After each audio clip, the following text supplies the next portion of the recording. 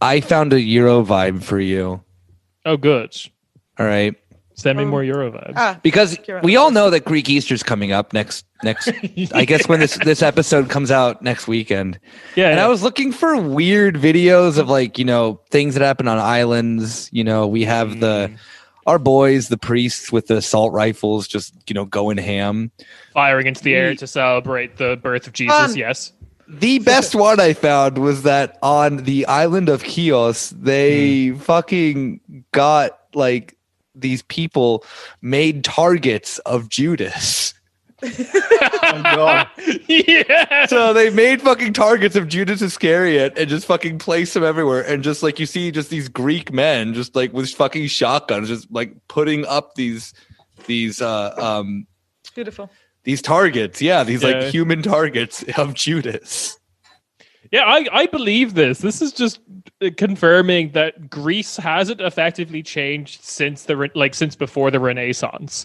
Because the Renaissance, the Renaissance is like maybe Judas was like one of his disciples, and maybe Judas was okay. Maybe Judas is a sympathetic figure, kind of like how the Bible outlines. And Greece is like, nah, fuck that gay shit. We're killing Judas. Yeah, I'm gonna like literally it like looks like a fucking ISIS video at one point because it's like pulling up in like a shitty Toyota on like a Greek island with this like Judas like on a thing, and they just get him out of the car and just fucking like make a snuff film out of him. Was it like Judas in a yellow jumpsuit with a bag over his head? Oh, God. It's like Greek Easter, baby. The thing that then's like, yeah, it's really, I couldn't find that. Like, I always like end up running into that one of the priest with the assault rifle with the massive cross on it. But yes, yeah, that one was a, and the thing that was really funny is that it was just like it was a stock clip from AP or Rupley or something like that. So it's just like there's no audio. That then's like there's no talking. It's just these men yelling. Like you could use it for a news footage or whatever. Eerie. I don't like that.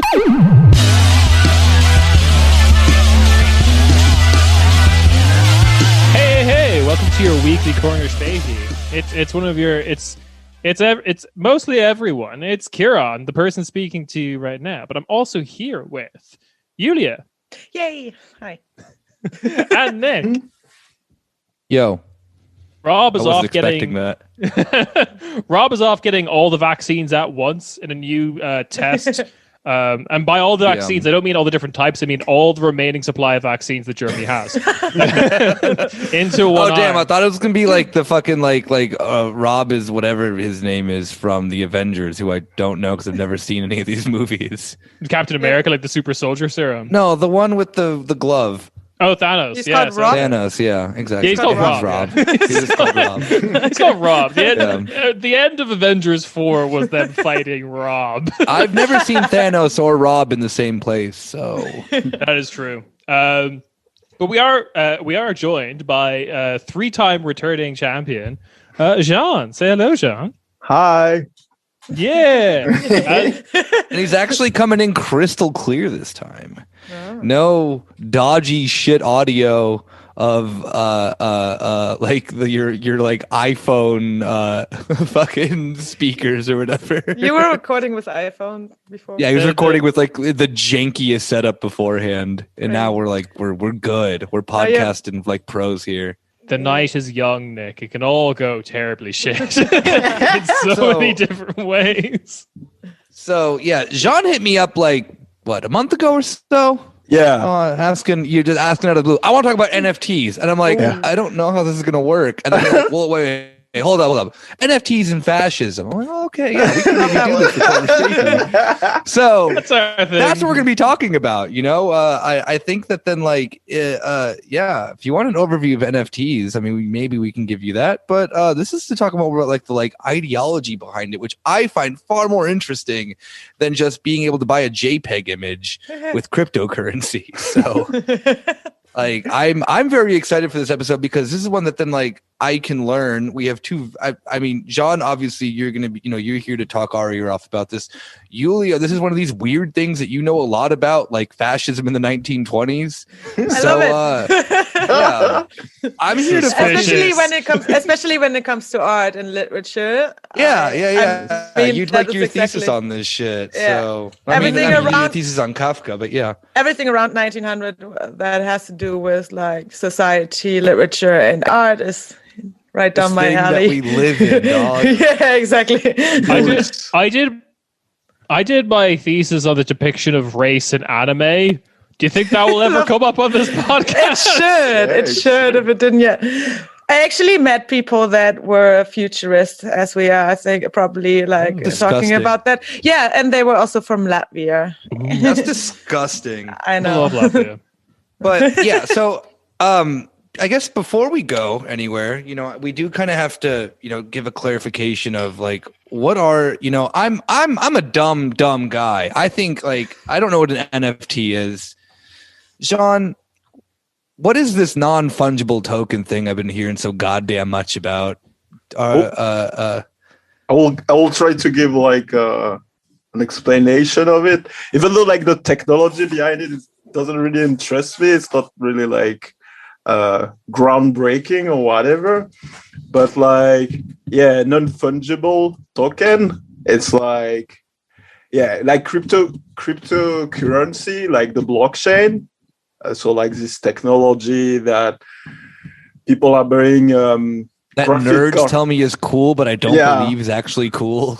And they are buying like a graphic card and like making graphic card sold out in order like to build computer dedicated to like run that thing called blockchain to hopefully make money out of it.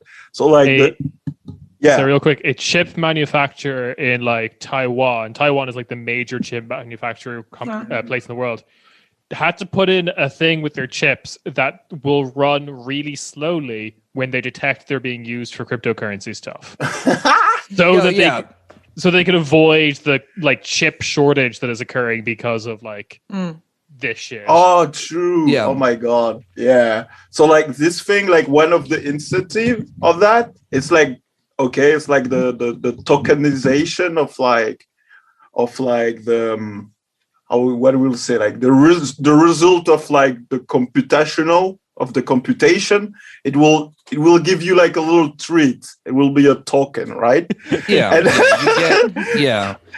And you're a good little boy for like doing a Bitcoin transaction. You rewarded a little snack for using up so much fucking energy to like do like find what Bitcoin's thing, like the algorithm is that you have to find the next prime number in like a series of numbers or whatever, and then if you find that number, then you're the one who's allowed to do that transaction, and then you then are the one who then does that within the realm of this blockchain.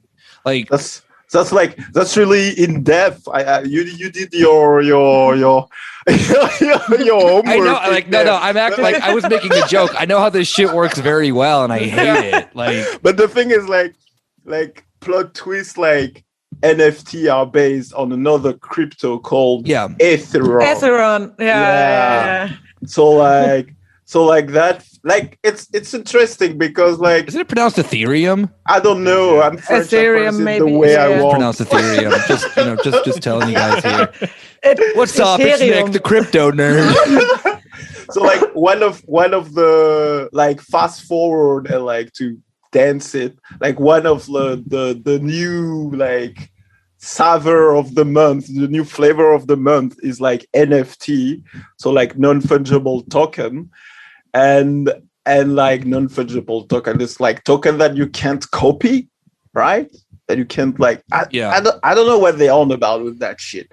Like everything. Yeah, so, I mean, like yeah, go ahead. What it is, I mean, like from my understanding of it is that like it's just simply like as an artist or someone who does anything that then's online with images, putting your then image on the blockchain secures it as something that then can no longer be copied. It's something like with a PDF that is schreibgeschützt or something, that you can't change.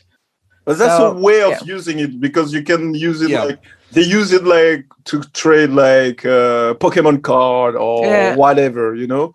Yeah, it's proof of ownership mostly. So like, I could buy a picture of exactly cheeseburger cat or whatever. I can Pregnant have Sonic. Cat. Yeah, Pregnant Sonic. Pregnant Sonic. That's what I thought. That should be an NFT. I'll look It it up in a probably second. is.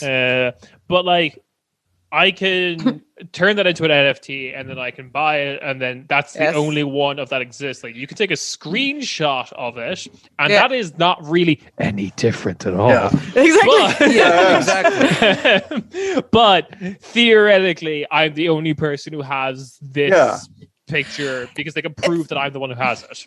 Yeah. It's actually interesting also how there's like a whole community around it. So if you're on Twitter and you follow all these NFT artists or like look into it, there are marketplaces like Foundation, for example. There are people that call themselves NFT collectors. They're saying, oh, I'm ready to buy something today, post your art or something.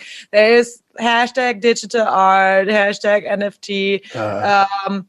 And it's actually interesting to see a lot of like art adapting to it, because there are artists that are changing their art because this is what is kind of like bought on these marketplaces, on these NFT marketplaces. And it's a lot of the times 3D animation kind of like pictures 3D and some really Sonic. oh my god, I'd buy that. It's like 1 million Ethereum, please. I don't but like know the thing, but like the thing is like, so we have the use case of that thing. It can be used like for trading like rare Pokemon digital card or whatever. But that makes sense to me. Yeah. It does. That's the use case, right? Yeah. I would kill everyone in the Zoom chat for a shiny Charizard. Putting that on the record. Just saying. I think that though, in that sense of that, then, you know, seeing this from the perspective of then like how like NFTs themselves, I think are dumb, but I can understand when then people who are in a occupation where you typically like it's harder to get paid for your stuff. I can get why you'd be attracted in this like run for cash of that, because it's like you like a friend of mine, their cousin had an NFT sell for $1 million, like the equivalent of $1 million, like, and like not good art, like genuinely just basic ass fucking art. There is like, I can understand the sense of that. Then like, you know, you want to like make your fucking, you know, money. You know, your artists typically don't make that much money. But the sense of that, then I think the other aspect of the people who then are thinking that this is like revolutionary and the kind of like within this crypto mindset, that's the thing that I find that then is the more interesting and dangerous aspect of this, of that this is something that then like, you know, what I think is true with all of this is that capitalism has this means of like the most vulgar things that then are apparent.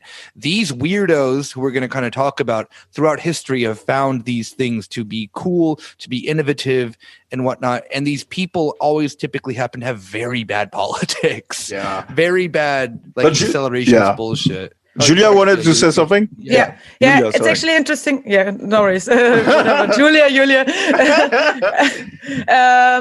It's interesting because it actually like this idea comes from games, from video games, and something like skins for games or something like that. People would create like game graphic designers or like artists, character artists would design a new skin or like an item or something and would sell these on the internet, of course, because it's a digital product that you would do not look up how much fucking CSGO skins go for online. So it's an insane marketplace. That's an interesting point, and I think we need to get back to it into like the kind of like video game item getting sold, and also like the origin of it and who founded that and stuff. So it's a fair point to bring up. What we originally had you come on to talk about was then how this kind of ties, like, I mean, we gave you a clunky definition of NFTs. If you want an actual definition of NFTs, I don't know, Trash Future did an episode on NFTs. Read a financial paper. I don't fucking know. Like, That's all out there. Just look on Wiki and read the definition. We are, we're a cultured podcast. All right. Yeah. We talk about culture and, ideology, these things that liberals will tell you don't exist. Well, they say culture does, but ideology doesn't. And what I was mentioning earlier about the sense that there's these specific groups of people who have just, throughout history, keep rearing their heads being problematic and bad. There's been this kind of like weird new like futurist movement that we've seen kind of just like take a hold. I mean, within the last 10 years or so, I would say, to be, kind of unfair with it, but it's always kind of existed as a thing under different names. You have it in like, you could maybe argue that like the accelerationists, like Nick Lane or whatever, Nick Land is like falls under maybe one of these characteristics. Like it's very much like a 90s thing. Obviously, we have like the Matrix is definitely like inspired by cyber goth sort of futurism sort of stuff. I mean, the newest Balenciaga lines are very much inspired by it. So there's been this push that we've kind of seen culturally, but like I don't think that then everyone's like really given the time of day of really trying to figure like find out what these futurists are. And you're here to kind of tell us about this and educate us because I'm really glad you brought up Nick Lane because it's really like, I don't know, for a while it's been like this kind of like influence into the avant-garde. And I've been writing about the avant-garde and how it's like all those Stockhausen, Pierre Schaeffer, and all those people are linked to colonialism and imperialism. But like Nick Lane, like particularly, is like he's been pushing something called the Cathedral, which is the neo-reactionary movement, and it's beautiful because it all ties together. We talked about video game earlier, like video game item. The person who started selling like item in real world, like as a measure scale, it's called Brooke Pierce, and it's been funded by Steve Bannon to do that. And hell yeah! I never thought that we would mention Steve Bannon again on the show. Me neither. Wow! So it's like it's all tied together, and so Pierce he brought in Steve Bannon, who at the time was working at Goldman Sachs and of course Breitbart News, to seek venture capital for this thing of like selling World of Warcraft item and other imagine that fucking meeting, that fucking melding of the minds, fucking Steve Bannon and a bunch of like techno futurists just being like, all right now, like Steve Bannon probably just like coked out of his fucking mind like he always is. So you give him like 60 million to start up that shit, and that shit it's called Titan Game Plycino, and the company was called Internet Gaming Entertainment. So this is why the creative. First thing. No, very really. In the face name for a company. Yeah, and that guy is heavily involved in the blockchain ecosystem because he started a capital firm called Blockchain Capital, and so he's been like one of the first to do those thing called ICO, like initial coin offering, where you launch a new token, a new cryptocurrency, and so in the first one where he raised 85 million with 2 venture funds, and now so from the piece I told you about earlier when we were off camera on Rolling Stone, written by Neil Strauss, the inventor of the pickup artist. Oh God! So this piece on Rolling Stone called Brooke Pierce, the EP king of cryptocurrency. We explained because Brooke Pierce is also a child actor who is also involved in sex scandal. I will let you dive into that. He's now. I don't want to. This cast of characters is already horrible. God, we have Steve Bannon, the very first pickup artist, and and Brooke Pierce. So now he's colonizing Puerto Rico into a Burning Man utopia.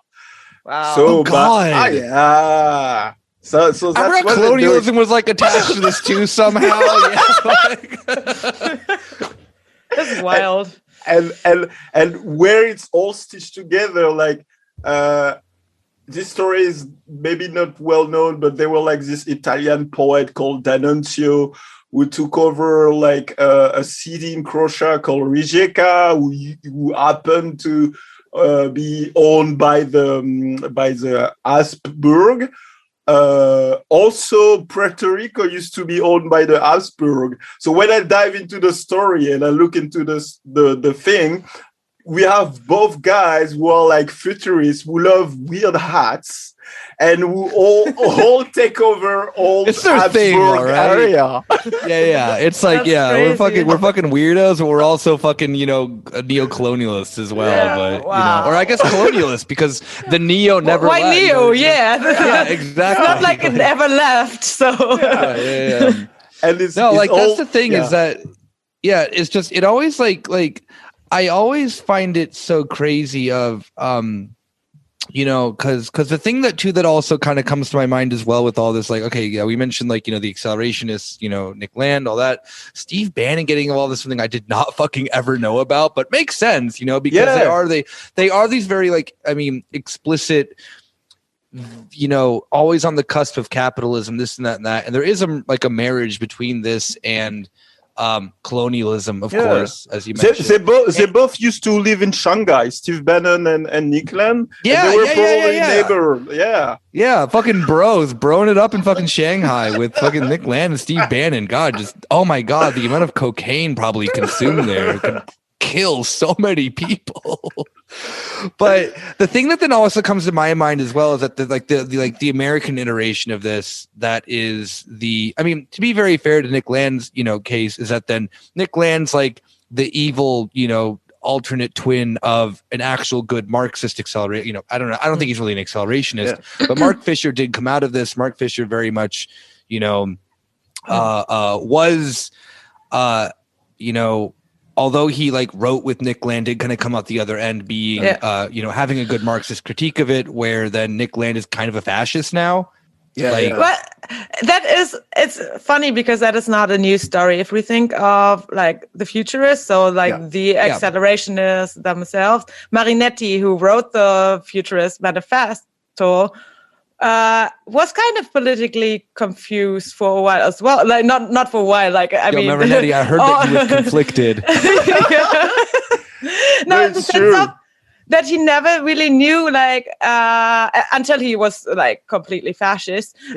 He switched sides several times. Like at some point, he was a fan of the Bolsheviki and the Russian Revolution. He loved the anarchists, especially for doing I don't want to say terrorist attacks because what do we say? Targeted assassinations. I don't know. Pick a word. You can just say terrorism. They're not. I bet they're all dead by now. They're fine. Violent political action. Yeah, exactly. We go with that one. He was a big fan of that. Propaganda of the deed. Shit, that's what it was called. Yeah. Yeah. Especially when so like Mussolini was kind of like eating, kind of like absorbing this party, Marinetti's political futurism, but at some point was kicked out because he wanted to actually not fight the church anymore, and Marinetti was not a big fan of the church, as weren't the Bolsheviki, as weren't the anarchists. But later on, he wrote a book about, or like a new piece about how he, and this is for my good old friend Mussolini. So they made up in the end, and they were like. No, I'm really glad that I'm really glad that you brought that up, because it's all stitching together, and you're right, like the futurists. And like the anarchists and the leftists, like an example. So you have D'Annunzio, like this futurist poet. He took over Rijeka, right? So he's writing a chart. Who is writing the chart is anarcho-syndicalist Alcetes de Ambris, and they write together the charter of Karmar, you know. So it's like all the story of futurism is it's this. And I have one for Ciaran. Didn't you tried to smuggle arms for the IRA? So the IRA can like. I'm just imagining if he were American though, it's just that he got confused and thought that it was like a cool like Boston thing to do. Totally, yeah. How could a Catholic be socialist? Yeah, exactly. But the thing I wanted to get to, like, I mean, I really appreciate the background of especially 1920s Italian futurism or fascism. Pick your poison. maybe they're the same. We don't know. Maybe that's why they never define, like, one of the main talking point is neither left or neither right. Yeah. And from the get-go is this Volt. Yeah. Volt. Yeah, exactly. Well, yeah, they're kind of a tech party, right? Yeah. But the sense of that, then, like, we see then too, like, as well, like in the like the US getting a lot of credit for them in the sense of like the hippie movement, this and that brings birth of what then ends up becoming the Californian ideology, which is very much the backbone of Silicon Valley, and very much in this thing of that then has these very strong libertarian ideals, which were never not a part of the hippie movement. Like, I think that it's always so funny when people are like, how did the things like hate Ashbury and this and that end up with Silicon Valley? It's like those politics are actually like very heavily intertwined with one another. Yes, there was a lot of, collectivist socialist movements going on in the United States within like alternative scenes, obviously, we've all, seen and heard about that history of the 60s. But at the other end of it came the 70s, which were like, a bunch of particularly white people getting bored of the idea then of like revolutionary causes and then just kind of like having this free love, free drug, free whatever mentality, very libertarian, and then combining it with a not very strong opinion on the economy and then utilizing it. And then what we see then come at the other end. And then a few years down the road, we have where we are now in this like very bizarre, like, tech bros microdosing on LSD and telling you that then that's like the cure for therapy and shit like that. On top of all the other bad shit that they fucking do. I guess that's how ANCAPs make sense as well, Yeah, absolutely. I mean, like, ANCAPs are a joke, but yeah, you're right. Like, like you can take away the actual theory, the actual economic theory of them. You don't have to read fucking Murray Rothbard or fucking read the Austrian School of Economics to then be an ANCAP, Yeah. The interesting thing is that is something that like was always the thing about futurism is that you were kind of like you were maybe like you were fond to the ideas of anarchism, but it was never like with a moral or ethical background or a certain ideology behind it. Same with when Marinetti was a fan of the Russian Revolution. It was always without. He thought that would be a great idea for Italy. Disruption.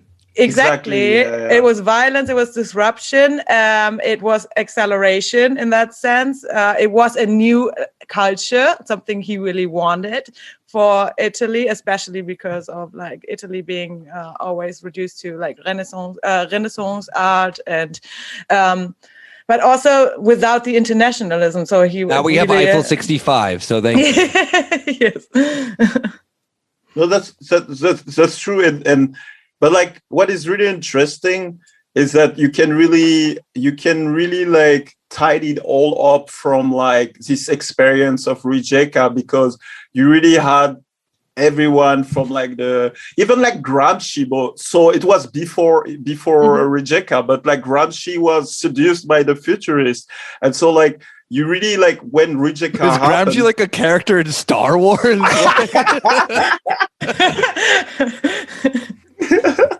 so like he was seduced by the futurists.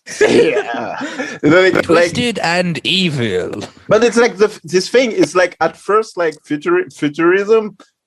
It didn't have it wasn't like something that you could say it's right wing of or left wing or whatever. It became it's attached and to like fascism when because of like the macho and like the obsession with war, the social engineering aspect of humans and machine becoming one, exactly, hating women, hating women, hating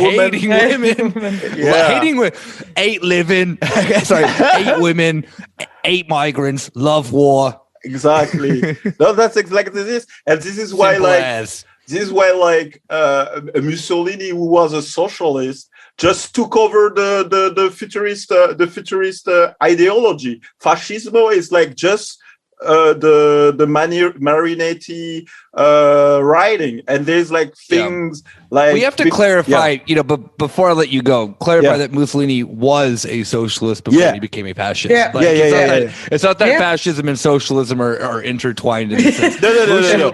Mussolini was a garbage Marxist for like 10 years of his life, and like everyone who like knew him personally was like, nah, he's just really racist and anti-Semitic. Like he had personal letters. He had the Jewish mistress, which was his pass for him to be like, I'm not anti-Semite, and this is also when one of the Mussolini, the originator of the "I'm not racist" but phrase in Italian. and this is where like the beef with Hitler lay, because there were a beef between Hitler and Mussolini for a really long time, because he wanted to take over Austria, and then Germany border will be next to like northern Italy, and Mussolini didn't want that.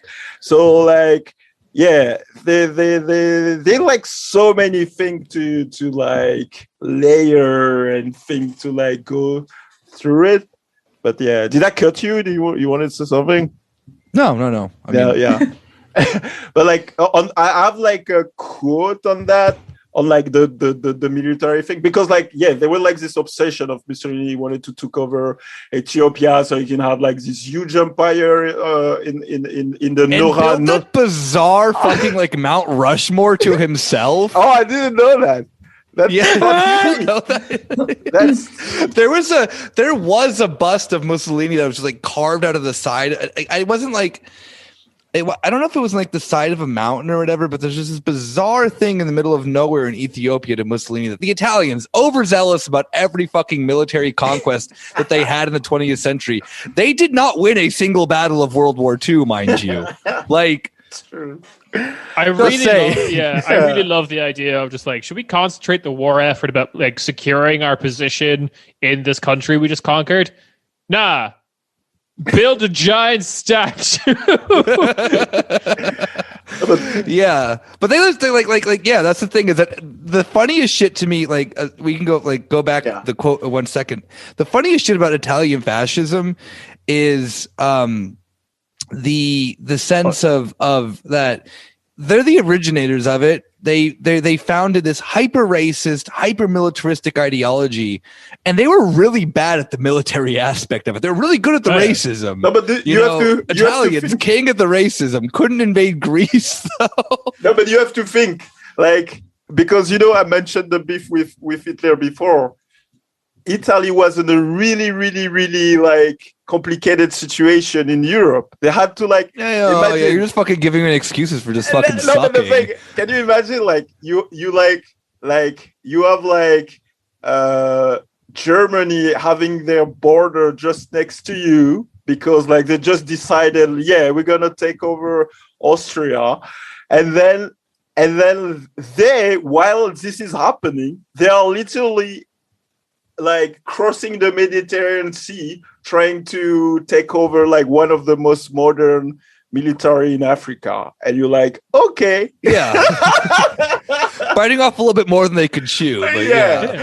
But they also had like Hitler and Mussolini also had like had a weird disagreement over like the Croats as well.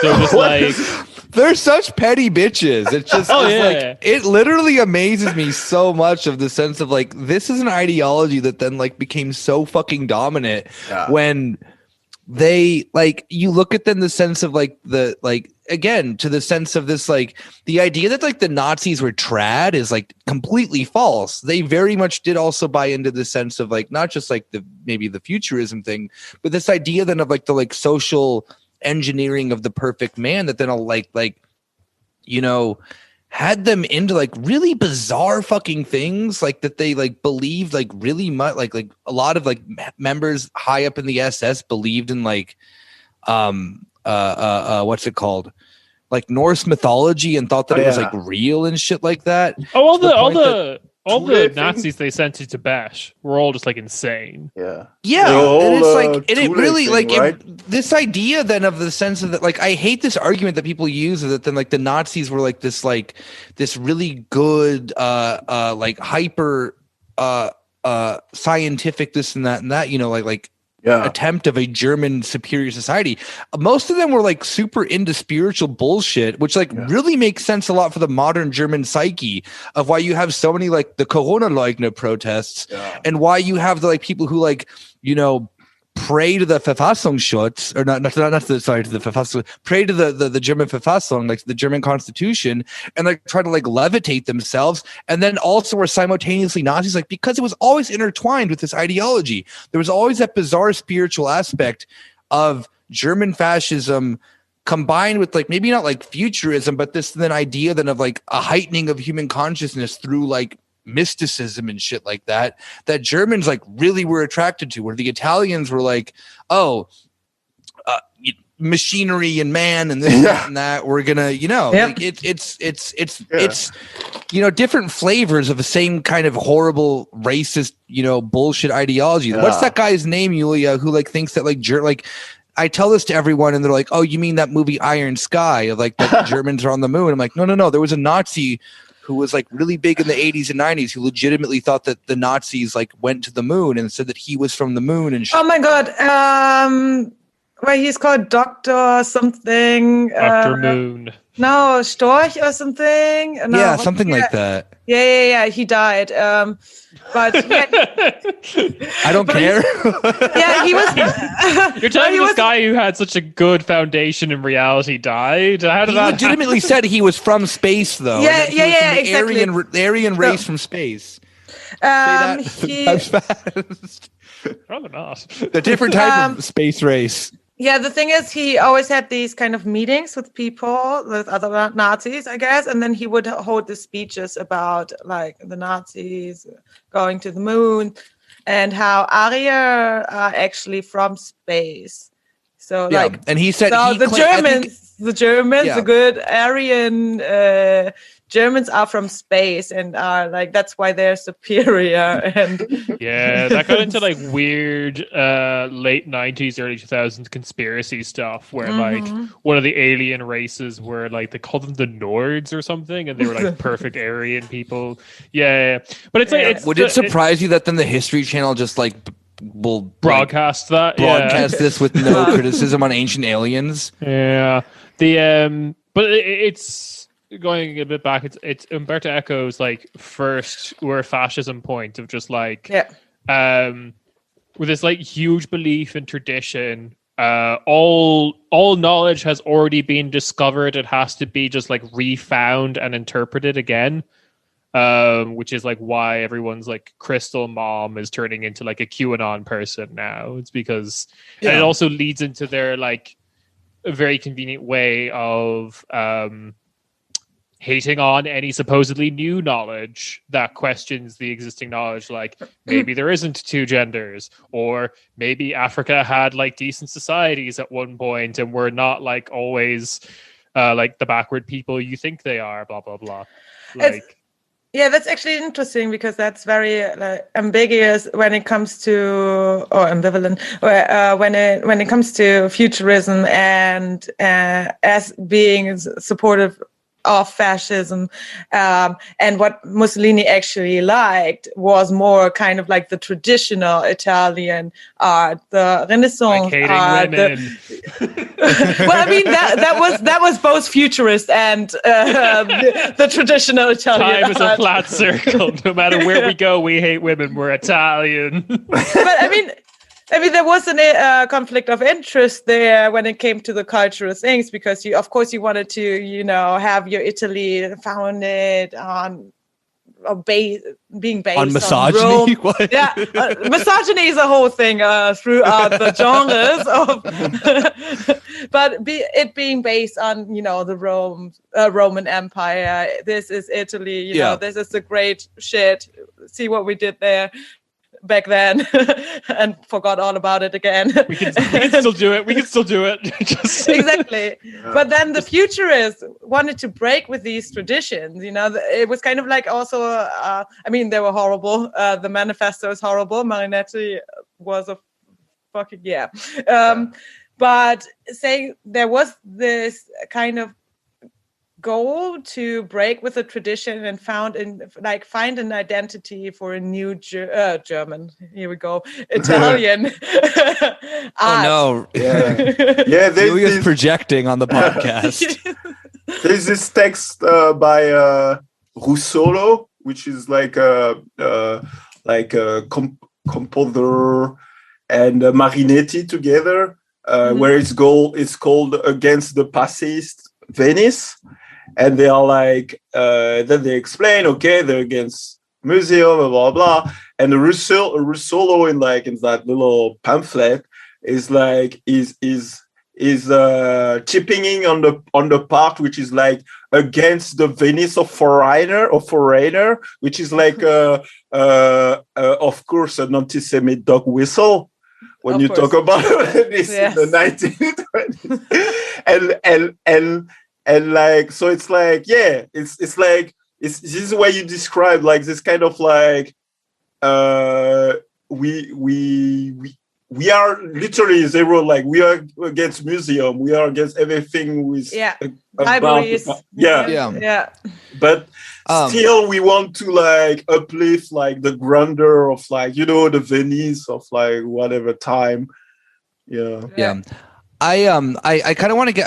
I'm really enjoying the conversation on fascism. I think that this is one of the most if this ends up being an episode about the futurists and fascism, I'm cool with that. Yeah. But like tying it back more into like a modern sense of how this functions, like because I briefly mentioned the Californian ideology, and Nick Land and the accelerationists and this and that. And that we've mentioned Steve Bannon somehow multiple times in the show that I'm like fully not completely aware of that he was in this thing. So how are we kind of seeing like what are the bridges that then kind of bring all these ideas together? Like we have like on one side the futurists and the fascists and this and that and that. Particularly the 20s, we have the Californian ideology over here on this side that then is kind of like free thinking, free love, free drugs, this and that, but with hyper-capitalism also, tied to it. How do we then get to where we are then at this point of today where the futurists exists in a kind of I would at least argue kind of like a melding of the two, where you have very much the sense of like tech startup bullshit that then was very much drenched in Californian ideology. And then them kind of harping to then this sense of that then humanity needs then these, maybe it's not as explicit, maybe they don't even know half the time that it's explicitly fascist, but this idea then of like the social engineering of man through machine, through this and that, how it does harp to this sense. I mean, to be very fair, a lot of these like tech futurists and shit like that tell you like, oh yeah, read Julius Evola, do like aware or unaware of the fact of his politics, like there is obviously and to some degree a harping back to this. It could just simply be for the sense that then it's transgressive. I don't know, but how do we get to then this point? We this ended up being starting as a conversation that then all this fascism has to somehow tie in with NFTs, but we're kind of like in this like between area currently right now of like we have like we've been talking a lot about fascism, mentioned this other stuff that's like US centric. Colonialism is also a thing. Like how do we all like bring these all together? We'll give you big pot of bad. We'll give you an answer on that. It's pretty simple. They are based on the same thing that the futurists back in the early of the 20th century are based on: the hate of women, technodeterminism, racism, and like to bring it back to NFT. So you have this gallery I don't remember the name, but Christie's. The Gallery Christie's. The auction. Oh my God, the horrible auction of the horrible Beeple. Exactly. That's his name. Yeah. Have you seen the art?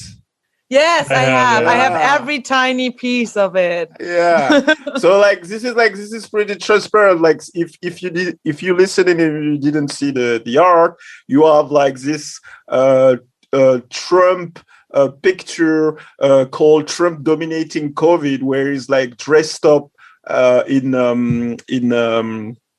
BDSM gear and like made as like a trans woman, and he's like holding on a leash the depiction of COVID. You have Trump getting spanked as a baby by Abraham Lincoln.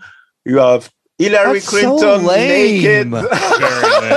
They're called everydays or something, right? He did like pictures every day, like You have like a grave of George Floyd, made like a little bit ironically called Endless Memorials.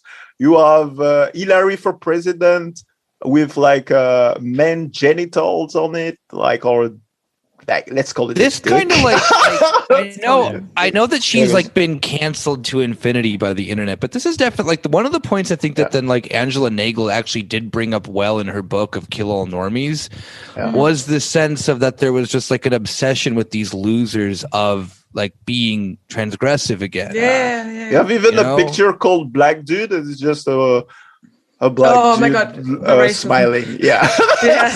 And it's like, and there is more and more and more because there is a full mosaic. It's fun to draw black people and so on and so on. And so like they bought this, and they have like another thing with like a fat nerdy Chinese kid and his imaginary friend. So they funneled $69 million into that. So what it shows you is like the gatekeeper are in that ecosystem. So the art, crypto art, NFT, blah blah, but it's crypto art in general, intertwined with classical, gallery money laundering thing. They are just pouring money to like people who look like them, because the people in power in those sphere, in those circle, are people who are racist and who are close to fascism and so on. And you have like even like one person who did like a graphic design for a huge marketplace on NFT that I will not name, who recently complained. So it's like a weird thing around like river racism, where it's like, why people say that only white people can be racist. Why do they say that? Let me never look into it.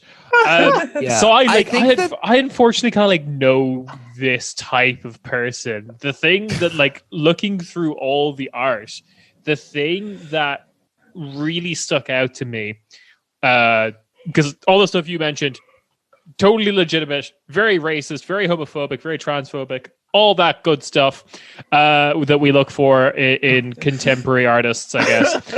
But the thing that like struck out to me is there's one NFT piece that has like abstract pink and black splotches, and the title of it, forgive my language, is "If I was one of them fancy dancy elite art homos, I'd call this, quote, light study version 1.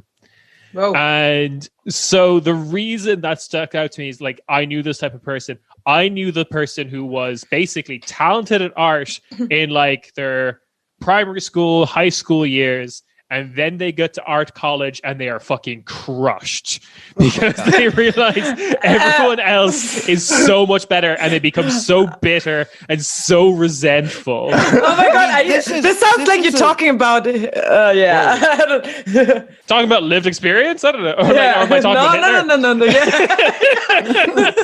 Talking about what? About Hitler. Oh, yeah. Okay, never mind. I heard my name for some reason. No, why you? You never tried to be an artist. No, I didn't exactly. No, but this is the thing: is that then there is like very much. I mean, there very much is something true in the sense of like white heterosexual males being told that then like the world is your oyster, you're beautiful, you're gonna succeed, and yeah, that's just typical. And I do think it is like something that then's true within the recent years of that then these type of dudes ending up in the far right. There's very much a correlation, or why these people end up in like becoming mass shooters, this and that and that. Rob probably has a lot to say about that because that's his research currently right now. But the thing that I think is also like really interesting is like not only just like the art of NFT itself being racist. Maybe it's not all of it, of course, is racist, but the ones that then are getting this platform right now, the 69 million. 69 million fucking dollars. 69. Yeah. The creme de la creme, being done at Christie's art auctions, which is one of like the world's like most prestigious art auction houses in the world. The thing that then I think is also like very, like has to kind of be pointed out as well is that the people who then, think that NFTs are cool and revolutionary and this and that are very much from then like this economic background of then I think like the purest version of free market capitalism, which are these like Austrian or like ANCAPs, this and that, which surprise, end up a few years down the road all funneling somehow into fascist organizations. We've talked about multiple times on the show that the only like actual position that the AfD has is free market economics in a very Austrian sense.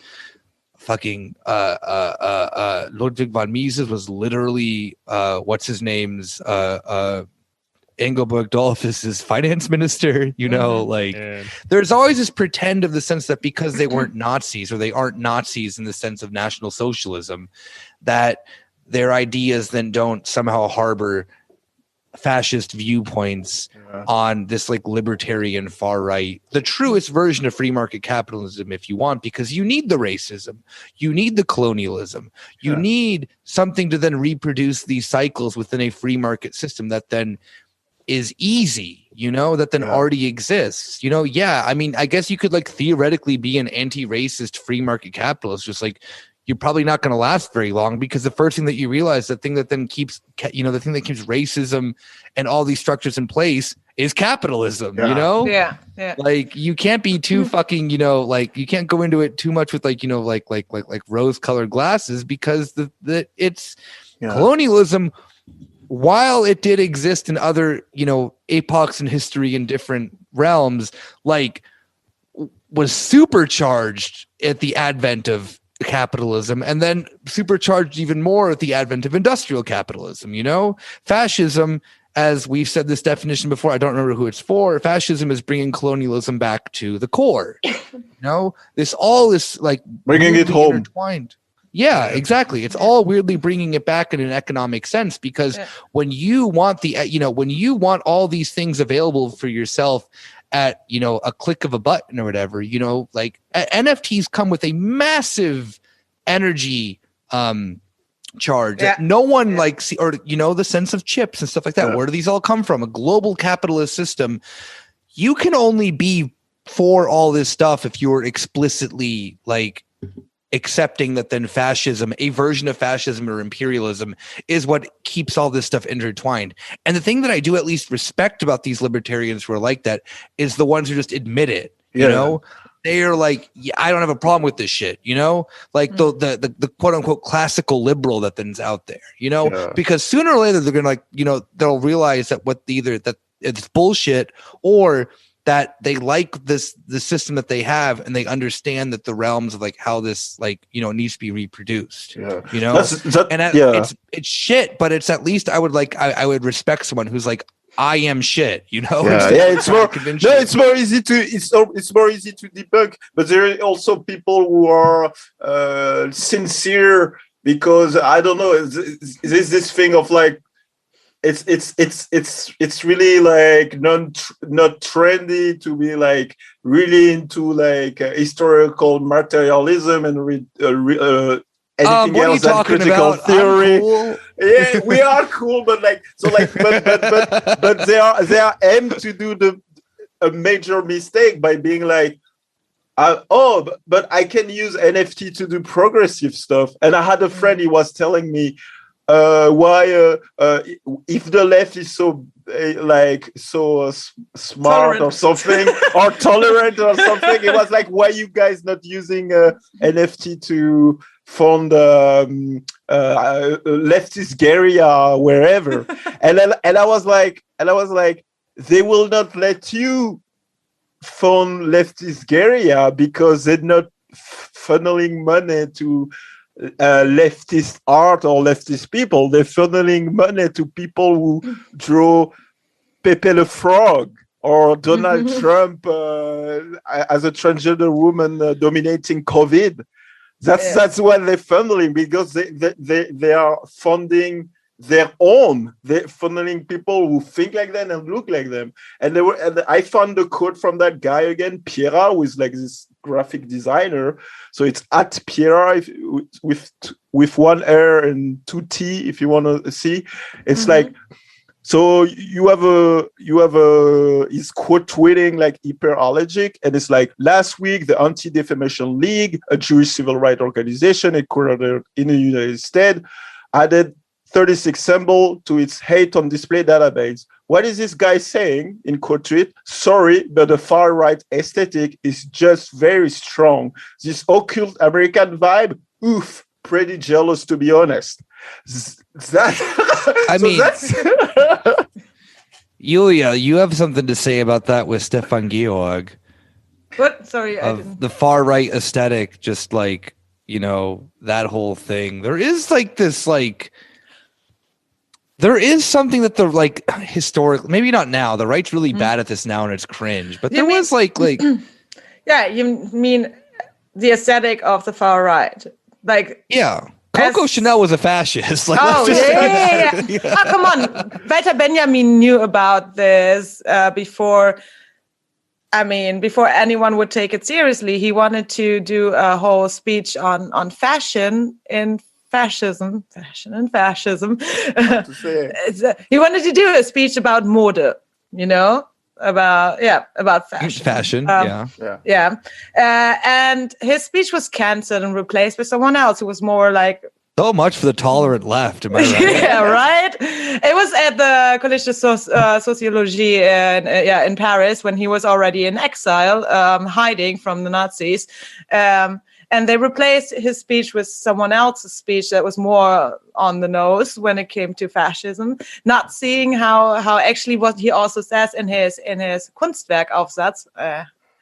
What is the English translation? Just keep it in German. It's fine. Yeah, exactly. You're quoting Walter Benjamin. I can be the philosopher using zeitgeist and shit like that, and aura, and So actually, he said that before. The potential of like fascism and its kind of like mass culture as well, which is interesting. And how it can be used by the left was what was actually also a thing that, for example, Bertolt Brecht or Piscator, all of them used a lot of the futurist idea of montage technique or like putting or Dokumentartheater, like using or Berlin Alexanderplatz, for example, using advertisement, using montage in Alfred Döblin's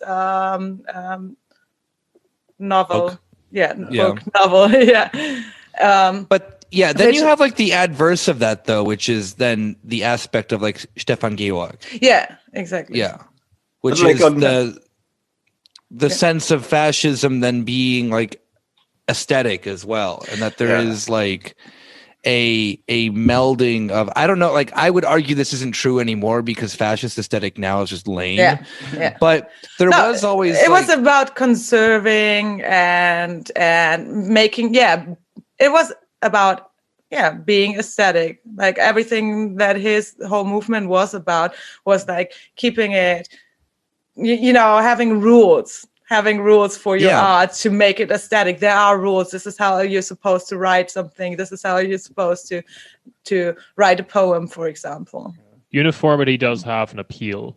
Like everything looking like it belongs together and is a part of the same system kind of does have like, there's a comforting aspect to it. It's like if you ever use an app where there's a button that doesn't look like it belongs in the app, that freaks people out. It looks like a virus. It looks weird. It looks out of place. And I think fascism is definitely taps into that. Yeah.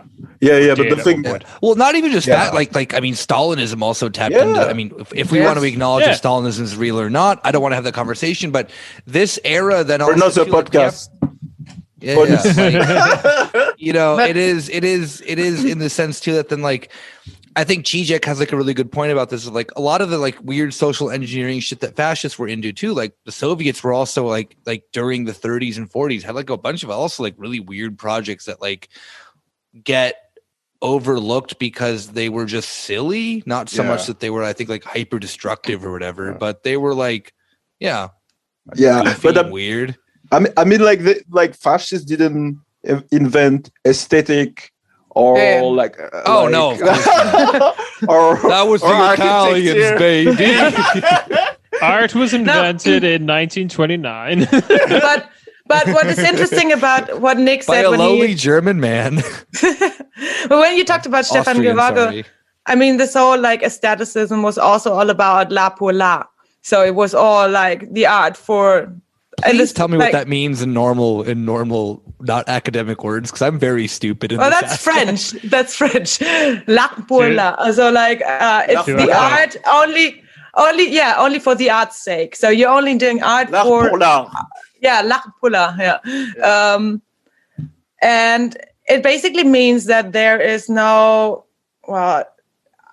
ideology behind it, which is of course bullshit, because l'art pour l'art would always also be this thing, okay, this is exclusive, this is about aestheticism, this is supposed to look like this, there's very like strict rules about how to write a poem, how to do this, etc., etc.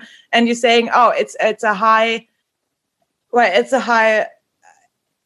a superior aspect of life, so you can't use colloquial language, so this was exclusive, a very exclusive kind of thought of idea of art. So I don't know. How that ties in. Yeah. No. There is. I think that though, in the sense of like elitism, ties in also very well with maybe not just strictly fascism, but with like these right wing ideals of like. I mean, because again, you have to admit to yourself that you like class structures, and what then is a larger barrier for entry than like, for example, I did not know what you just said in that term, like la pour la. I don't know what that means. Yeah, like there is a sense. Saying it, I won't know what it means. Yeah, like I mean, like, and to be very fair, this stuff has translated over in, I would say, Germany very well into like the post, Nazi era of Germany, where then there is a massive obsession with then this barrier of entry being like maintained. How do you like this obsession with then keeping unwanted people out of the upper echelons of German society is very much a thing left over, I think, from the Nazi era. I mean, it was there beforehand because Germany was a fucking weird kingdom, but these things of social reproduction do find a way through capitalism. Again, capitalism being this big bad bitch that then's always like behind all of it, reproducing itself one way or another, And I think that then like we see this as well in other aspects of, there is some barrier of entry within some form of like class division, even with these like newer, apparently more open versions of capitalism, whatever the tech fucking weirdos are then into and shit like that. Like there is something that then prevents you and I from just being in these circles. I don't know what that thing is. It is very fascinating. Yeah. No, go ahead. Yeah, it is very fascinating because there's always this like argument of tech people saying, oh, this is for everyone. Bitcoin is for everyone. Cryptocurrency is for everyone. I'm broke. NFTs are for everyone. It's like, oh, it's the internet. You don't have to, there are no banks, you can do it. Look what Bitcoin has done to people without a bank. I don't know. Yeah, it didn't do anything. That's the thing. Exactly. I know. I don't even know how to fucking get a Bitcoin wallet. It's very difficult, actually. Getting Bitcoin is not easy. Let's get that out of the way. I know, but a lot of the time, people try to defend it by saying this is not exclusive. This is very inclusive. Look, every artist now can be successful by selling NFTs because. That's the thing. That's how they got a lot of people in the music industry because, the music industry is like totally dead. There's like 10 people making money out of it, and now that there is 7 of them are clones of David Guetta. Exactly, and now that there is not even gig anymore, it's even like tougher for the rest. So just after we had discourse on how should we move during this pandemic with people having to pay rent when they can't make money anymore because they don't have gig anymore. Then you have those technodeterminists being like, hey, you should try NFT, but most of the time they literally work for NFT marketplace or own a shitload of bitcoins or Bitcoin or the crypto Ethereum or whatever. They own shitload of crypto, and so it's like insider trading, literally. Yeah. I mean, to be honest, it's like a self-determinist thing of just I need to be viewed as a guy who was correct so I can get these speaking gigs. And if I convince enough people to be into NFTs, then I will be correct that NFT took off because I convinced those people to be in it. And then I get the speaking gig, or I can write for TechCrunch. There's this, but there's the literal direct material aspect of having people using the marketplace you on a payroll with. Yeah. I think that too, the sense of one of the aspects that's never really mentioned of Bitcoin by the Bitcoin bros is that Bitcoin has just become a thing that where you just throw your assets into in order for it to just not be regulated. Bitcoin had a massive bump when the IMF said that they were going to cut credit to Venezuela, for example, which is there's an obvious correlation between there. Bitcoin was historically used for.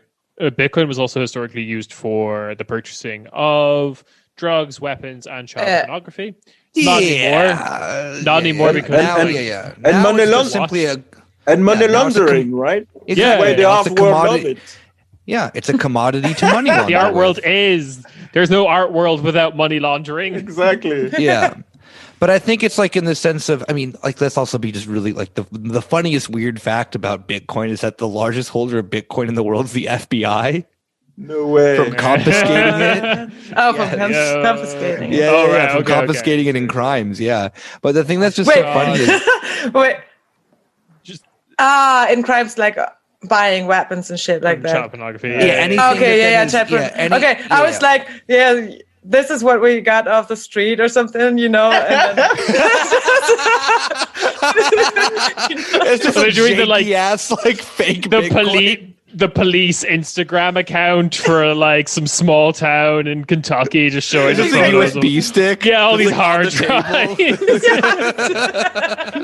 We confiscated $71 million in Bitcoin. It's just one USB stick, and they're just all standing like that in front of you. Yeah, but then the Italian version of that is 12 hard drives with Bitcoin on it, and then just one surface to air missile. Yeah,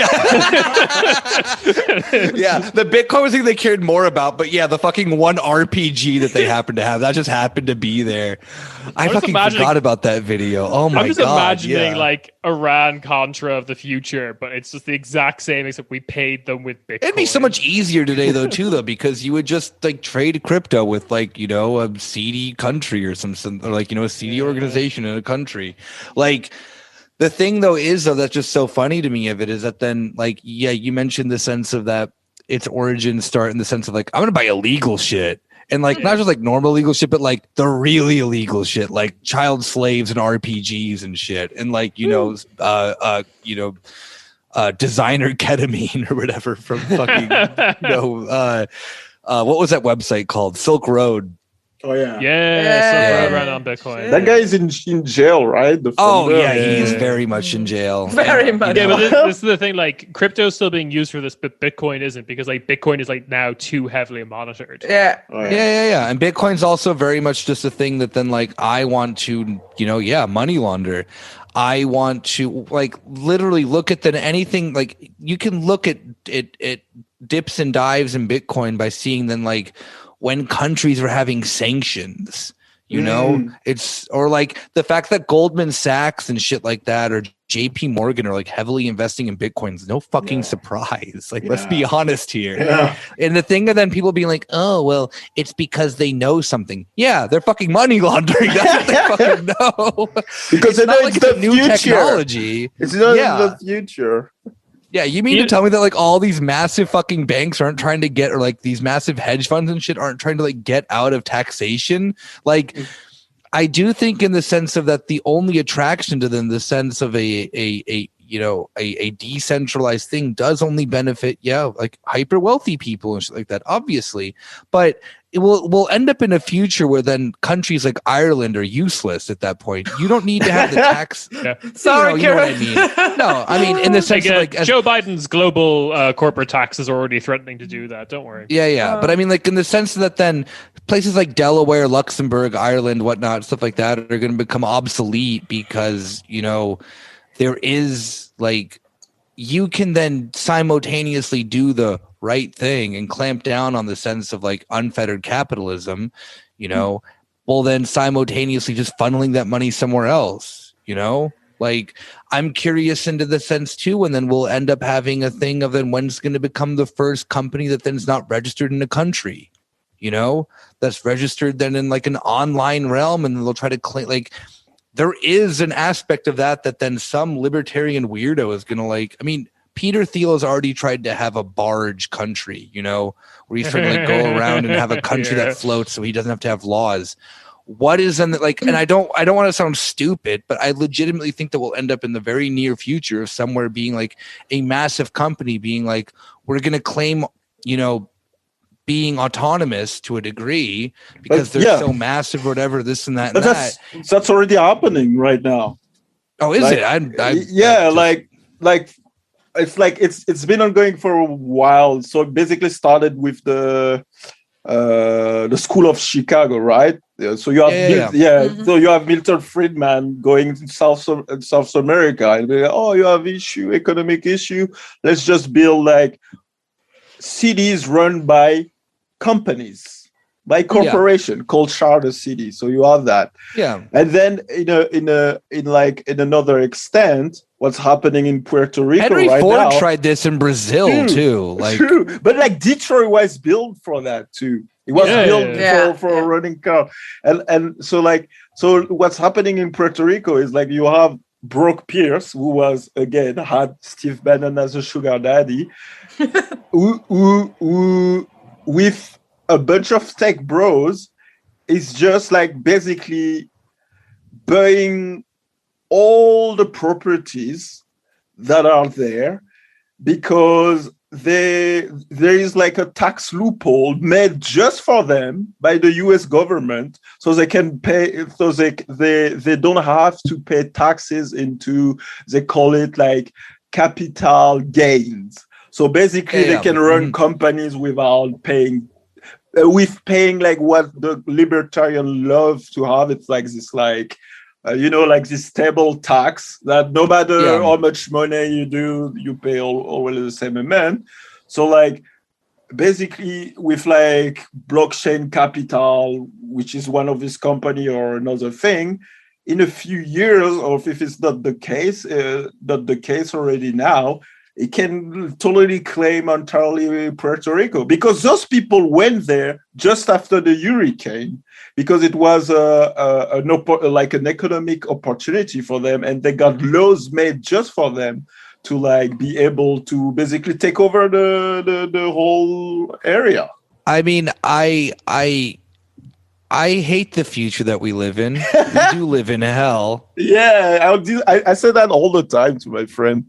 Yeah, I always like, I mean, like we started, like, I mean, before the recording started, we were joking around about our, like, our game that we're gonna do of Cyberpunk, and Ciaran's been like making up the bits of the world that I do know about, like the world being controlled by the FDP. In some parts of the world is true, if not even worse. Is like, I saw today, speaking of this, and this is for also you, Yulia, because you can like really enjoy this as well.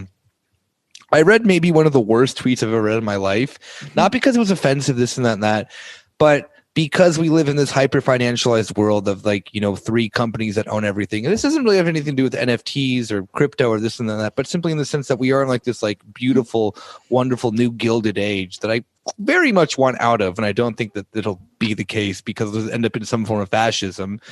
But this is the fascism that we will get. Okay. On May 3rd, the Warriors and Pelicans game NBA teams will feature a Marvel inspired alternate presentation across ESPN platforms. The telecast will integrate elements from an original Marvel story and iconic characters. Commentary will be provided from a fully customized Marvel-themed studio. ESPN and Marvel partnering on an alternate NBA format feed shows the genius of Bob Iger. As streamers compete for subscribers, customers' choices will come down to unique content offerings. Iger's acquisitions of companies like Marvel create unparalleled content offerings. I don't know who needs that. I need it.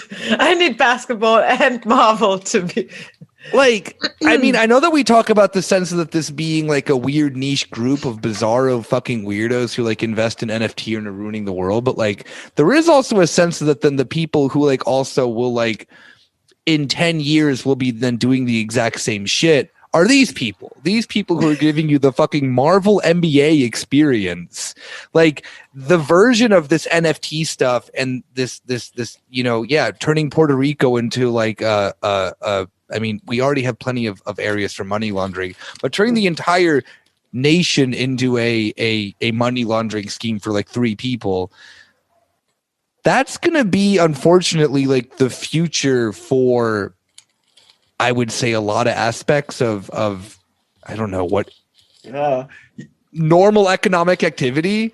Like, but there is a state where you can, like, company can form as a government now. Is there? Yeah, I'm trying. Which one is it again? It's in the Colorado, US. I think. Yeah, I'm not sure, but yeah, there is a state in the US where like company can like have like the status of government. Well, it doesn't surprise me. Yeah, I mean, it's just basically just mask off, isn't it? Yeah. It's formalizing an already informal process. Yeah, because it's like, I think it is. I don't think it's a whole state. I think it's some counties in Colorado. Have started doing this where like. I bet they're the whitest and wealthiest counties in Colorado. I think it's like areas like in an attempt to attract business is the general idea. Like, so Colorado's making special economic zone. Yeah, it's special economic. Yeah, because it's allowing governments to like provide. I think not governments. Sorry, companies provide education and collect taxes. So those are like the fun things they're doing. I think it was Colorado. Might have been Nevada. It's one of the. Nevada. It's Nevada. It's Yeah. Nevada. That sounds much more like a Nevada thing. It's your neck of the woods, Nick. It's the desert holes. Yeah, because they started. Tatooine. That's where they started autonomous car as well. So they love doing that shit. True. Because it's the Californian ideology, kind of like doing weird Experiments. expansionist colonialism. Like now they've created California, or like San Francisco more specifically, or the Bay Area, into this kind of like ideal PMC paradise, like professional managerial class paradise. We need the test zones. We need the test kitchens. Yeah. Something that then capitalism and fascism always are very like hand in hand. For Chile was that in South America. I don't really care if some topaz loving fucking Arizonans get run over by autonomous vehicles or whatever the fuck. I'm sitting pretty here in San Fran. Exactly. Yeah. That's the thing. It's Nevada bill would allow tech company to create government, plan legislation to establish new business area in Nevada would allow technology companies to effectively form separate local government. Woo! Oh God, I think that this is a good spot, because I'm going to start getting too upset because this is we're breaking the fourth wall, and this is just reality now. Like, the episode went from like, hey, you're a podcast. It's like we're just talking about the news now, which I don't want to do. And all previous episodes of this podcast were actually just a bit. They were none of the ever happened. No reality. All that stuff we were talking about, Turkey, that didn't happen. Turkey's not even a real place. It's not actually, a place. It's actually a bird. Kurdistan. That's a bird, you idiot. Not a country.